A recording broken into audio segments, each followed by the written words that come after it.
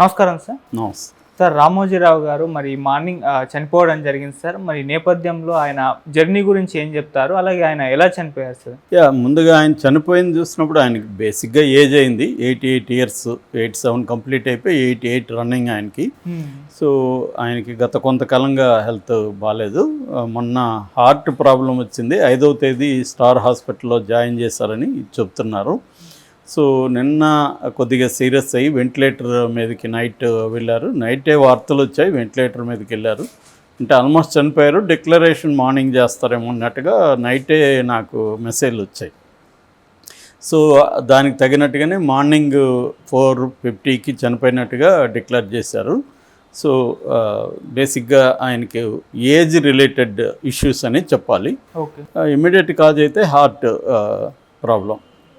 ఇక ఆయన బేసిక్గా ఆయన కంపెనీలు తీసుకుంటే ఆయన ప్రధానంగా వ్యాపారవేత్త, తర్వాత జర్నలిజంలో ఒక లెజెండ్.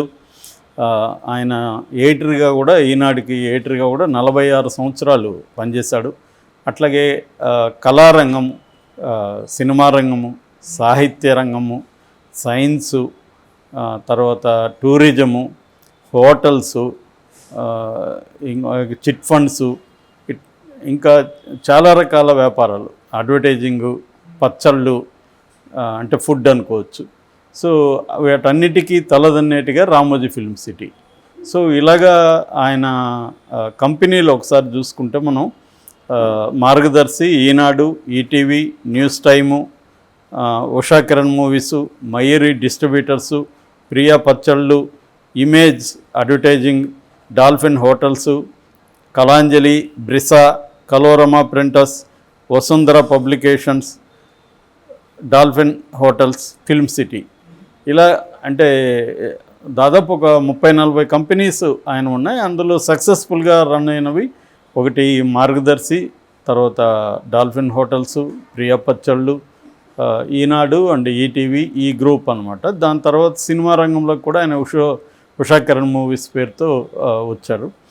సో బేసిక్గా ఈయన బయోగ్రఫీ మనం టూకీగా చెప్పుకుంటే, వీళ్ళది కృష్ణా జిల్లా పెద్దపాడు. ఇది మన గుడివాడకి దగ్గరలో ఉంటుంది. యాక్చువల్గా వీళ్ళు పామరు దగ్గర ఉన్న ఒక చిన్న పల్లె నుంచి వీళ్ళ ముత్తాత ఈ పెద్దపారుపాడుకి వెళ్ళినాడని చెప్తారు. వీళ్ళది కమ్మ సామాజిక వర్గం. చెరుకూరి వెంకట సుబ్బారావు, వెంకట సుబ్బమ్మ వీళ్ళ అమ్మ నాన్న పేరు. వీళ్ళది కొద్దిగా మరీ పూర్ ఫ్యామిలీ అయితే కాదు, వ్యవసాయ కుటుంబం. అక్కడంతా కూడా కొంత ల్యాండ్ అది బాగుంటుంది, ప్లస్ వాటర్ సోర్స్ ఉంది కాబట్టి మంచి కమ్మ మోతుబరి అని చెప్పచ్చు. సో వీళ్ళకి మంచి పెంగుటిల్లు ఉండేది అప్పట్లోనే. సో తన ఇద్దరు అక్కలు రాజ్యలక్ష్మి, రంగనాయకమ్మ. రాజ్యలక్ష్మి ఆల్రెడీ చనిపోయారు, రంగనాయకమ్మ ఉన్నారు. సో ఈ ఇద్దరు ఆడపిల్లలు పుట్టిన తర్వాత మగపిల్లవాడు కావాలని వాళ్ళ అమ్మ నాన్న అనుకుంటే చాలా గ్యాప్ తర్వాత ఇతను పుట్టాడు. ఇతను ఎప్పుడు పుట్టాడంటే వాళ్ళ తాత రామయ్య ఆయన చనిపోయిన 13 రోజులకి ఈ అబ్బాయి పుట్టాడు. సో దాంతో వాళ్ళ మామూలుగానే చాలా ఫ్యామిలీస్లో, ముఖ్యంగా నాకు తెలిసి కమ్మ ఫ్యామిలీస్లో తండ్రులు చనిపోతే తండ్రుల పేర్లు, తాత చనిపోతే తాతల పేర్లు అలా పెడతారు. ఇప్పుడు రామానాయుడు రానా అని పెట్టారు కదా, అదే పేరే. అట్లా చాలాసార్లు అది వారసత్వం వస్తుంటుంది. సో అలాగా వీళ్ళ తాత పేరు రామయ్య అని ఈయనకి పెట్టారు. ఇతను చాలా గ్యాప్ తర్వాత పుట్టిన బిడ్డ కాబట్టి అల్లారు ముద్దుగా పెంచారు రామయ్యని. సో ఇతను అయితే 5వ వయసులో స్కూల్లో జాయిన్ చేసేటప్పుడు వాళ్ళు రామయ్య అని నీ పేరేంటి అని అడిగితే రామోజీ అని చెప్పాడు ఇతను.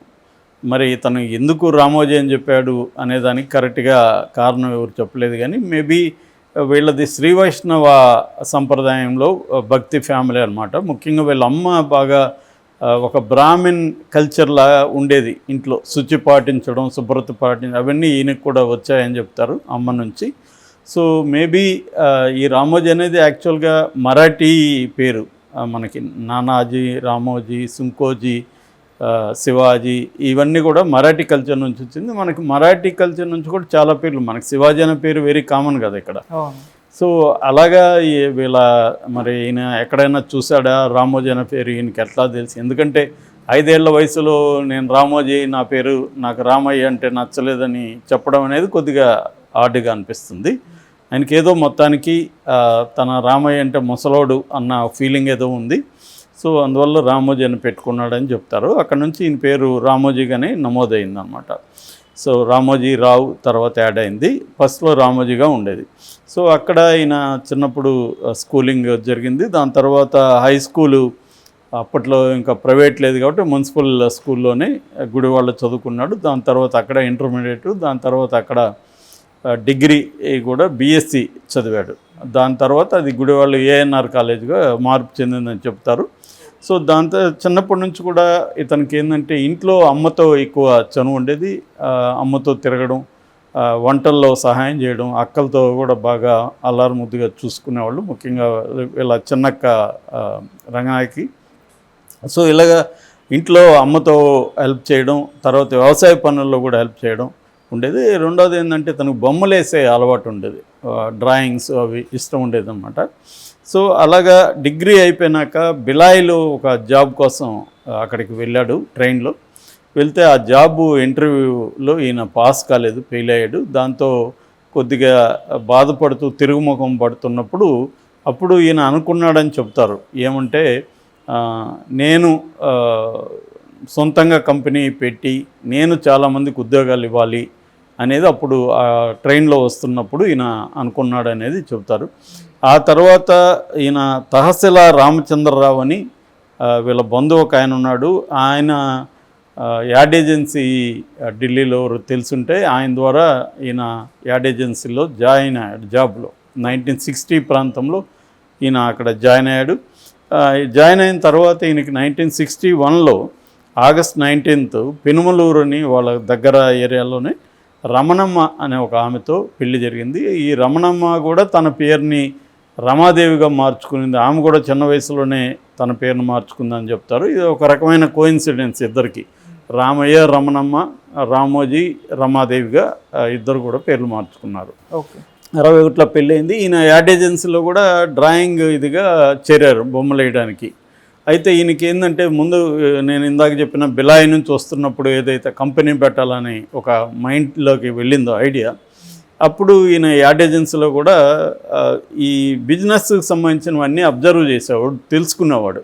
అసలు ఎట్లా దీని మోడల్ ఏంటి, దీనికి ఎంత పెట్టుబడి అవుతుంది, దీని రెవెన్యూ ఎట్లా వస్తుంది, ఖర్చులు ఏమేమి ఉంటాయి, ఏ హెడ్స్ ఉంటాయి, ఇవన్నీ కూడా ఆయన బాగా అబ్జర్వ్ చేయడం, వాళ్ళ అకౌంటెంట్స్ వాళ్ళతో అంతా మాట్లాడడం, తెలుసుకోవడం అవన్నీ చేశాడు. అంటే ఇది ఒక పునాదిగా చెప్పచ్చు ఈ అడ్వర్టైజింగ్. ఇది కూడా అనంత్ అని ఒక కేరళ అతను పెట్టిన యాడ్ ఏజెన్సీ ఇది.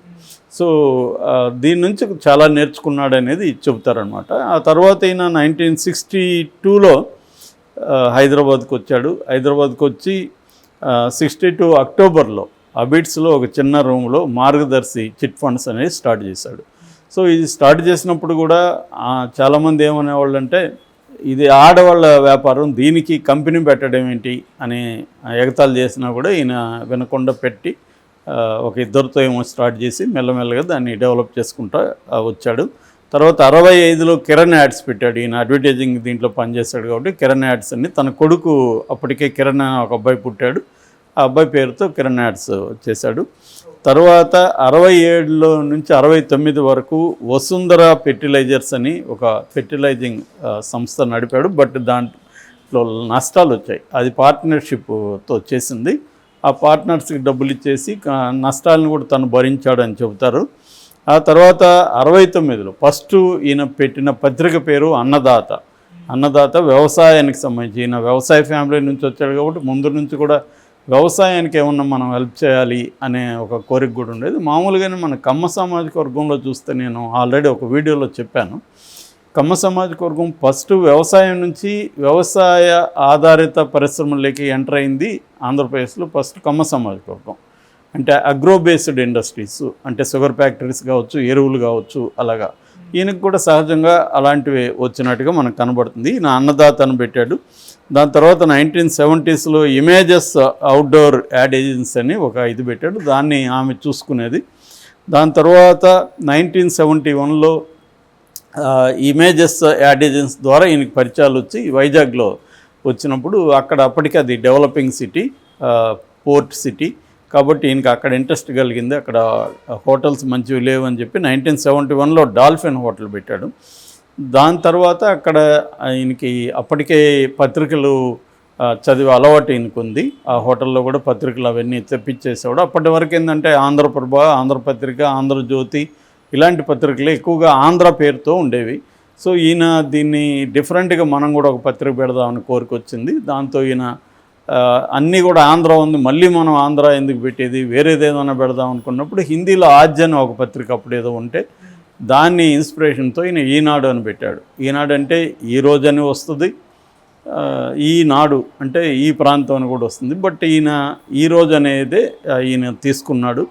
అలాగా ఈయన 1974లో తక్కువ మందితో అక్కడ ఒక సీతమ్మదారిలో చిన్న షెడ్ తీసుకొని అక్కడ స్టార్ట్ చేశారు. నిజానికి ఈనాడుతో ఈయన లైఫ్ దశ తిరిగిందని చెప్పచ్చు. అంతకుముందు మార్గదర్శి చిట్ ఫండ్స్ వల్ల ఏమైందంటే ఈయన వ్యాపారాలకు పెట్టుబడి సమకూరింది. డబ్బులు ఎవరినో అడుక్కోకుండా తన చిట్స్ డబ్బులు వస్తాయి కాబట్టి ఆ డబ్బులతో వేరే వ్యాపారాలకి పెట్టుకుంటూ వచ్చాడు. ఇదే లీగల్గా కరెక్ట్ కాదనేది తర్వాత కాలంలో మనకి ఉండవల్లి అరుణ్ కుమార్ చెప్పాడు. ఏదేమైనా అలాగా ఈయన అక్కడి నుంచి ఈనాడు ఎడిటర్గా ఈయన ఉన్నాడు. 40 ఏళ్ళు ఎడిటర్గా ఉండి 2020లో మాత్రమే ఎడిటింగ్ బాధ్యతల నుంచి పక్కకు వచ్చి వేరే వాళ్ళ పేరు వేయడం మొదలుపెట్టాడు. అప్పటి వరకు పేరు ఈయనదే ఉండేది, ఎడిటర్లు వేరే వాళ్ళు ఉండేవాడు, కానీ ఈయనే ఎడిటర్గా చేసుకున్నాడు. నిత్యం ఉషోదయంలో సత్యం నినజించుగాక అన్న స్లోగన్తో ఈనాడు స్టార్ట్ అయింది.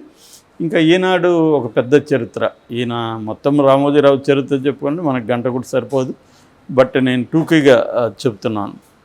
సో ఓవరాల్గా ఈనాడుతో ఈయన ఒక బ్యాంగ్ స్టార్ట్ చేశాడు అనొచ్చు. దాని తర్వాత ఈనాడు విపరీతంగా విస్తరించింది ఎప్పుడంటే 1983లో ఎన్టీ రామారావు పార్టీ పెట్టినప్పుడు.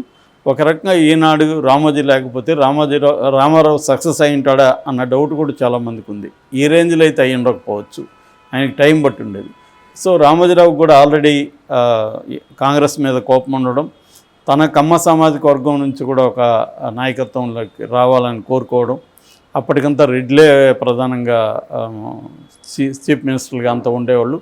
అలాగా కమ్మ సామాజిక వర్గం మొత్తం కూడా అండగా ఉండడం. రామోజీరావు ఏంటంటే రామారావుకి ఏ ఏరియాలో ఆ ఏరియాలో గైడ్ చేయడం, వాళ్ళ ద్వారా ఆయనకి అన్ని విషయాలను అందించడం, ఆయన వెళ్తున్న ఏరియాలంతా తన యాడ్ ఏజెన్సీ ద్వారా వాటిని ప్రమోట్ చేయడం, ఆడియో క్యాసెట్లు విపరీతంగా ఆయన సంభాషణలు ప్రమోట్ చేయడం, తనకు అప్పటికే మార్కెటింగ్ ఇవన్నీ నెట్వర్క్ ఉంది కాబట్టి దాని ద్వారా రామారావుని బ్రహ్మాండంగా ప్రమోట్ చేశాడు ఈయన.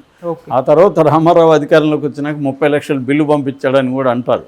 దానికంతా కూడా పంపించుండొచ్చు, ఆయన బేసిక్గా వ్యాపారవేత్త కాబట్టి అవన్నీ ఊరికేందుకు ఇవ్వాలి. సో అలాగా రామారావు అధికారంలోకి రావడానికి ఈనాడు ఉపయోగపడింది. ఈనాడు సర్క్యులేషన్ ఆ టైంలో 1 లక్ష పెరిగిందని చెప్తారు. అది ఒక రకంగా ఈనాడికి ఒక పెద్ద గంతు అని చెప్పొచ్చు, లీప్ అని చెప్పొచ్చు.